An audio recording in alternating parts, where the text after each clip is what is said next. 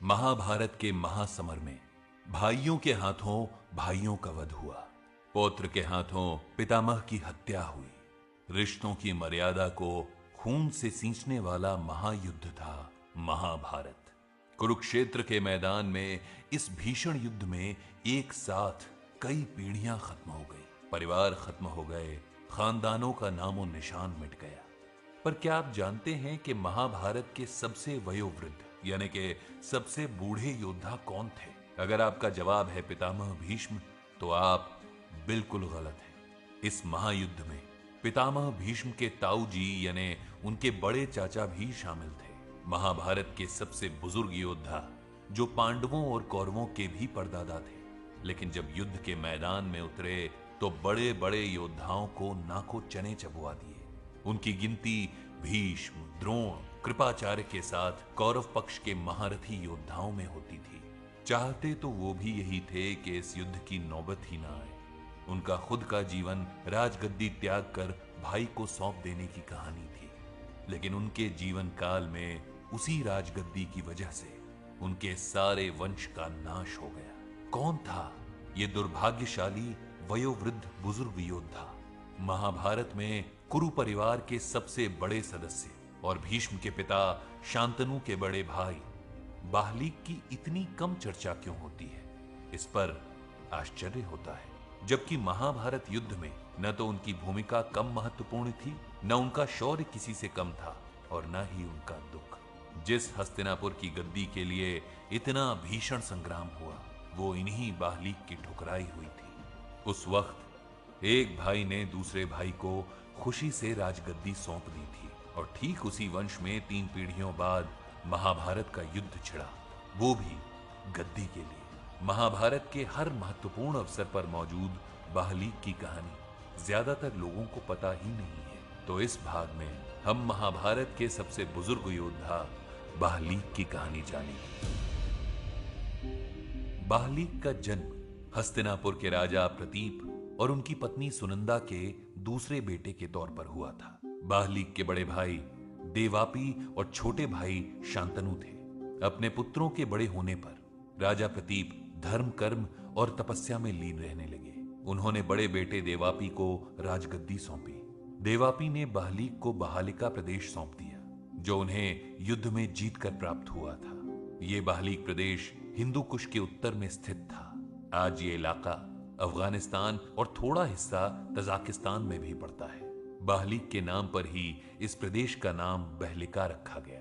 लेकिन कुछ ही दिनों में देवापी ने हस्तिनापुर की राजगद्दी छोड़ दी। उन्हें कुष्ठ रोग हो गया था, इसीलिए उन्होंने राजपाट छोड़कर वन में तपस्या करने का निर्णय ले लिया। अब मझले भाई बाहलिक को हस्तिनापुर की राजगद्दी सौंपी जानी थी, लेकिन उन्होंने हस्तिनापुर का राजपाट संभालने से इनकार कर दिया। उन्होंने कहा कि वो खुद को इस योग्य नहीं पाते कि हस्तिनापुर के राजा बन सके। उनका पालन पोषण भी इस तरह से नहीं हुआ था। दरअसल बाहलिक अपने छोटे भाई शांतनु से बहुत प्रेम करते थे। वो जानते थे कि शांतनु एक दिव्य पुरुष है और वो हस्तिनापुर की राजगद्दी का सच्चा उत्तराधिकारी है। बाहलिक ने शांतनु को राजा बनाने का प्रस्ताव रखा। इस तरह बड़े भाई के आशीर्वाद के साथ शांतनु हस्तिनापुर के राजा बने। बाहलिक अपने प्रदेश बहलिका में खुश थे। इन्हीं शांतनु के पुत्र हुए देवव्रत यानी भीष्म और विचित्रवीर्य। और इन्हीं विचित्रवीर्य के पुत्र थे धृतराष्ट्र, पांडु और विदुर। धृतराष्ट्र के पुत्रों को कौरव कहा गया और पांडु के पुत्रों को पांडव। बाहलिक भीष्म के चाचा थे। बाहलिक के बेटे हुए सोमदत्त, जो उनके बाद बहलिका के राजा हुए। सोमदत्त के बेटे हुए भूरिश्रवा।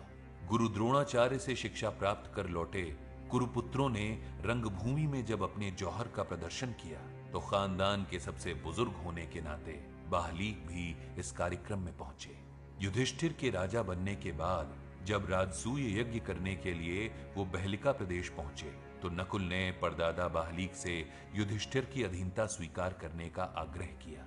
राजसूय यज्ञ किसी राजा की स्वीकार्यता के लिए बहुत जरूरी होता है। अपने बुढ़ापे में बाहलिक अपने घर हस्तिनापुर में ही आकर रहने लगे। उनका बेटा सोमदत्त बहलिका प्रदेश का राजा हो गया और उसके बाद उसका पुत्र भूरिश्रवा बाहलिका का राजा बना। महाभारत की हर कलंकित घटना को बाहलीक ने अपनी आंखों से देखा था। जब हस्तिनापुर राज दरबार में भरी सभा में द्रौपदी का चीरहरण हो रहा था, तब बाहलीक अपने बेटे सोमदत्त और अपने पोते भूरिश्रवा के साथ दरबार में ही मौजूद थे। भरी सभा में द्रौपदी के अपमान पर न भीष्म कुछ बोल सके और न ही बाहलीक। वो भी हस्तिनापुर के युवराज दुर्योधन का दिया अन्न खाते थे। उन्होंने राज दरबार की मर्यादा तो कायम रखी, लेकिन परिवार के सबसे बुजुर्ग व्यक्ति होने के नाते जो कहना चाहिए था वो भी नहीं कह पाए। हालांकि वो हमेशा पांडवों और कौरवों के बीच मैत्री के हिमायती थे। उनकी ही सलाह पर युधिष्ठिर को खांडव प्रदेश सौंपा गया था। लेकिन इतिहास जो सवाल भीष्म पितामह से पूछता है, उन्हीं सवालों की जद में कुरुवंश के सबसे बुजुर्ग अभिभावक बाहलीक भी थे। सत्ता के अहंकार और शकुनी की साजिशों के प्रभाव में दुर्योधन ने कुल मर्यादा को तार तार कर दिया था। वनवास और अज्ञातवास काटकर जब पांडव लौटे, तब भी दुर्योधन ने उन्हें इंद्रप्रस्थ तो दूर, सुई की नोक के बराबर जमीन देने से मना कर दिया। महाभारत की भूमिका तैयार हो गई थी, लेकिन वासुदेव श्री कृष्ण ने कुरुवंश को सर्वनाश से बचाने के लिए संधि का अंतिम प्रयास किया। जब श्री कृष्ण दुर्योधन की सभा में पहुंचे तो वयोवृद्ध बाहलीक ने उठकर उनका अभिवादन किया। बाहलीक की हार्दिक इच्छा थी कि दोनों पक्षों में संधि हो जाए, लेकिन दुर्योधन तो जैसे अपनी बुद्धि खो बैठा था। उसने स्वयं वासुदेव श्री कृष्ण को बंदी बनाने का प्रयास किया। इस घटना से यह तो तय हो गया कि महाभारत का महासमर अब होकर रहेगा। कुरुक्षेत्र का मैदान सज चुका था। कौरवों के पास 11 अक्षौहिणी सेना थी, तो पांडवों के पास केवल 7। कौरव पक्ष के 11 महावीरों को एक एक अक्षौहिणी सेना का सेनापति बनाया गया था। बाहलीक इस युद्ध में शामिल नहीं होना चाहते थे, लेकिन धृतराष्ट्र ने उन्हें दुर्योधन के पक्ष में लड़ने को तैयार कर लिया। महाबली बाहलीक को एक अक्षौहिणी सेना का सेनापति बनाया गया। उनकी गिनती भीष्म, द्रोण, कृपाचार्य के ही समान महारथी के तौर पर होती थी। महाभारत के युद्ध के वक्त अनुमान लगाया जाता है कि भीष्म पितामह की आयु लगभग 150 वर्ष रही होगी। बाहलीक उनके पिता शांतनु के भी बड़े भाई थे। इस लिहाज से उनकी उम्र का अंदाजा तो आप लगा ही सकते हैं। उस वक्त लोग योग शक्ति और शुद्ध वातावरण की वजह से दीर्घायु होते थे। बाहलीक भले ही महाभारत युद्ध में शामिल होने वाले सबसे बुजुर्ग योद्धा थे, लेकिन उनकी शूरवीरता किसी से कम नहीं थी। महाभारत युद्ध के पहले ही दिन दृष्टकेतु से उनका युद्ध हुआ। इस युद्ध में बाहलीक ने दृष्टकेतु के ध्वज, सारथी और रथ को भारी नुकसान पहुंचाया। दृष्टकेतु तो स्वयं किसी तरह अपनी जान बचाकर वहां से भाग पाया। महाभारत युद्ध के 9वें दिन बाहलीक का सामना महाबली भीम से हुआ। भीम और उनके परदादा के बीच भीषण युद्ध हुआ। इस दौरान महाबली भीम ने अपनी गदा के प्रहार से बाहलीक का रथ तोड़ दिया। इसके बाद दुर्योधन के पुत्र लक्ष्मण ने उनकी जान बचाई। महाभारत युद्ध के 13वें दिन कुरुक्षेत्र के मैदान में यह धर्म युद्ध कलंकित हुआ। अर्जुन के निहत्थे पुत्र अभिमन्यु को कौरव सेना के बड़े महाबलियों ने मिलकर मार दिया। बाहलीक ने द्रौपदी का चीरहरण भी चुपचाप देखा था। अभिमन्यु वध के अन्याय को भी वो चुपचाप देखते और सहन करते रहे। महाभारत के युद्ध में बाहलीक के पुत्र सोमदत्त और पौत्र भूरिश्रवा ने भी हिस्सा लिया था। बाहलीक ने इस महायुद्ध में दृष्टकेतु, शिखंडी, सात्यकी, स्वेद और द्रुपद जैसे पांडव पक्ष के योद्धाओं को कई बार पराजित किया। वो भीम और घटोत्कच जैसे महावीरों से भी भिड़ने में नहीं हिचके। अभिमन्यु वध के अगले दिन अर्जुन स्वयं काल का अवतार बनकर रणभूमि में उतरे। उन्होंने प्रतिज्ञा की थी कि सूर्यास्त से पहले अपने पुत्र के हत्यारे सिंधु नरेश जयद्रथ का वध कर देंगे, अन्यथा खुद अग्नि समाधि ले लेंगे। जयद्रथ सारी कौरव सेना के पीछे छुपा हुआ था। इसी दिन सात्यकी और बाहलीक के पोते भूरिश्रवा के बीच भयानक युद्ध हुआ। भूरिश्रवा सात्यकी पर भारी पड़ा और उसके प्राण लेने ही जा रहा था कि अर्जुन के एक तीर ने उसका हाथ काटकर जमीन पर गिरा दिया। दो योद्धाओं के बीच तीसरे योद्धा का दखल देना युद्ध नियमों के खिलाफ था।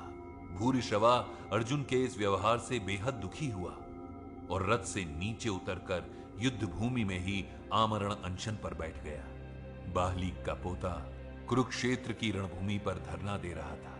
इधर सात्विकी, जो भूरिश्रवा के हाथों मरने ही वाला था, बेहद गुस्से में था। उसने निहत्थे भूरिश्रवा की गर्दन काट दी।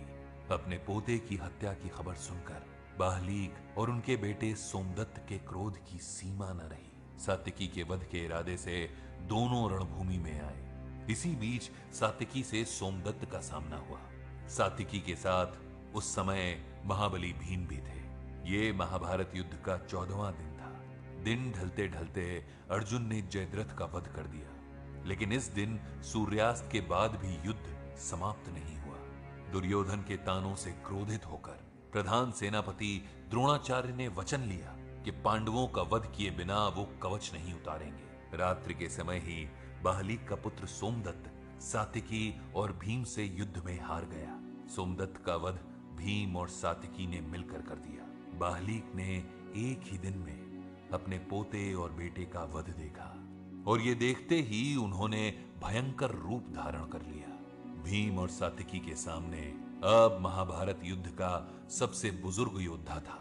बाहलीक ने बादलों की तरह सात्विकी पर बाणों की वर्षा कर दी। सात्विकी काफी घायल हो गया। उसकी रक्षा के लिए मौजूद भीम ने 9 बाणों से बाहलीक को घायल कर दिया, पर बाहलीक इन वारों की परवाह किए बिना अपने प्रचंड रूप में आ गए थे। उन्होंने एक भीषण प्रहार से 10,000 हाथियों की शक्ति वाले भीम को कुछ देर के लिए मूर्छित कर दिया। होश संभालने के बाद महाबली भीमसेन ने अपनी गदा से बाहलीक के सर पर जोरदार प्रहार किया। वयोवृद्ध बाहलीक ये प्रहार झेल नहीं पाए और अपने परपोते के इस भीषण हमले से उन्होंने प्राण त्याग दिए। इस तरह एक ही दिन बल्कि कुछ ही घंटों के अंतराल में राजा प्रतीप के मझले बेटे का वंश समाप्त हो गया। इस महायुद्ध में जहां पितामह भीष्म 10वें दिन ही शरशैया पर लेट गए, वहीं उनके चाचा बाहलीक 14 दिनों तक लड़ते रहे और पराक्रम के साथ अपने प्राण गंवाए। बाहलीक की मौत का बदला लेने आए दुर्योधन के 10 भाइयों और शकुनी के 5 भाइयों की भी भीम ने वहीं पर हत्या कर दी। महाभारत युद्ध के सबसे बुजुर्ग योद्धा की कहानी आखिरकार उसी कुरुक्षेत्र में खत्म हुई जहां कभी उन्होंने अपना बचपन गुजारा था। बाहलीक ने एक ही दिन में अपने बेटे और पोते का वध देखा। उन्होंने अपनी आंखों के सामने अपने हस्तिनापुर को बिखरते देखा। उनकी आंखें कई सदियां देख चुकी थी। महाभारत का युद्ध उन आंखों के अंतिम रूप से बंद होने का कारण बना। तो ये थी महाभारत के सबसे बुजुर्ग योद्धा के जीवन की अनसुनी कहानी। बाहलीक ने जो राज्य खुशी खुशी अपने छोटे भाई शांतनु को सौंप दिया था, उसी राज्य के बंटवारे के चक्कर में 3 पीढ़ियों बाद उन्हें क्या क्या नहीं देखना पड़ा। योग विद्या और संयम से उन्होंने सदियों की लंबी आयु पाई थी, लेकिन अधर्म का साथ देकर वो एक त्रासद मौत का शिकार हुए। अपने बेटे और पोते की लाश को देखने के बाद उन्होंने दुनिया को अलविदा कहा। बाहलीक के शौर्य की तारीफ जितनी की जाए उतनी कम है।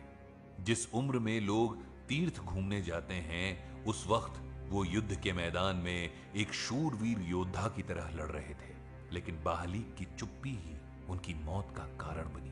अगर भरी सभा में द्रौपदी के अपमान का उन्होंने विरोध किया होता, अगर पांडवों को इंद्रप्रस्थ दिलाने के लिए उन्होंने कोई निर्णायक कदम उठाया होता, तो शायद महाभारत के युद्ध की नौबत ही नहीं आती। उन्होंने जीवन भर पुण्य किए, लेकिन अंतिम समय में पाप के भागी बने।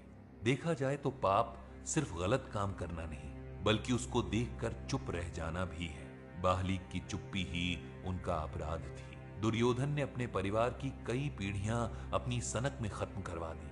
बाहलीक की ये कथा हमको ये जरूर सिखाती है कि अगर औलाद गलत रास्ते पर निकल जाए तो बुजुर्गों का काम चुप्पी साध लेना नहीं होता, बल्कि उसे सही रास्ते पर लाने का प्रयास करना होता है, चाहे इसके लिए बल का ही प्रयोग क्यों ना करना पड़े।